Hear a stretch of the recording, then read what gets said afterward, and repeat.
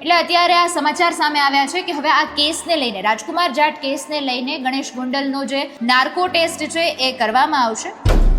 નમસ્કાર, આપની સાથે હું આકાંક્ષા, તમે જોઈ રહ્યા છો ઓવર રાજકોટ। આપણે જાણીએ છીએ કે રાજકુમાર જાટનો જે કેસ હતો તેમાં પૂર્વ એમએલએ જયરાજસિંહ, તેમના પુત્ર ગણેશ, માતા ધારાસભ્ય પર તેમના પિતા દ્વારા આક્ષેપો મૂકવામાં આવ્યા હતા।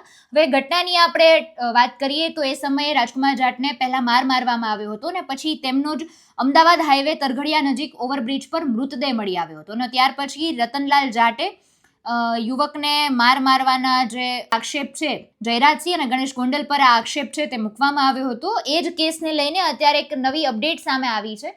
અપડેટ મુજબ આપણે જો વાત કરીએ તો હવે ગણેશ ગોંડલનો નાર્કો ટેસ્ટ કરવામાં આવશે। આ રીતના સમાચાર અત્યારે સામે આવ્યા છે। આ નાર્કો ટેસ્ટ માટે ગણેશ ગોંડલને ગાંધીનગર ખાતે આવેલી ફોરેન્સિક સાયન્સ લેબોરેટરી ખાતે લાવવામાં આવ્યા છે અને 9 ડિસેમ્બરથી તેની મેડિકલ પ્રેક્ટિસ છે તેની શરૂઆત કરવામાં આવશે। 4 દિવસ સુધી આ જે ટેસ્ટ છે એ કરવામાં આવશે। સૂત્રોના જણાવ્યા અનુસાર 8 ડિસેમ્બર મોડી રાત સુધી એફએસએલમાં તેની બધી તૈયારીઓ ચાલશે। 4 દિવસ દરમિયાન અલગ અલગ તેના ટેસ્ટ કરવામાં આવશે। એફએસએલમાં નાર્કો માટે જરૂરી વ્યવસ્થાઓ થઈ ગઈ છે અને નિષ્ણાંતોની ટીમ સંપૂર્ણ સાથે કાર્યરત છે। એટલે અત્યારે આ સમાચાર સામે આવ્યા છે કે હવે આ કેસને લઈને રાજકુમાર જાટ કેસને લઈને ગણેશ ગોંડલનો જે નાર્કો ટેસ્ટ છે એ કરવામાં આવશે। હવે પહેલા આપણે ટૂંકમાં એ વાત કરીએ કે નાર્કો ટેસ્ટ શું છે।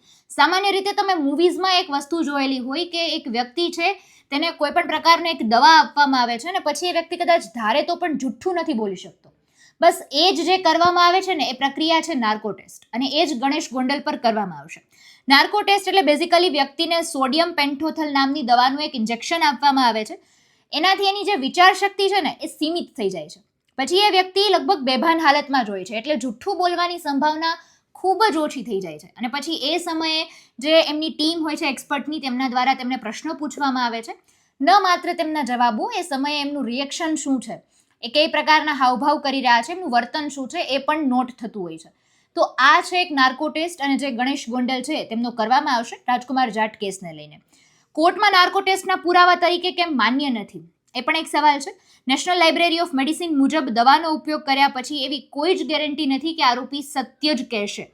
એનેસ્થેશિયાની સ્થિતિમાં વ્યક્તિ પોતાની સ્વતંત્રતા, ઈચ્છાનું નિવેદન આપતું નથી અને આ સમયે તે પોતાના હોશમાં પણ નથી।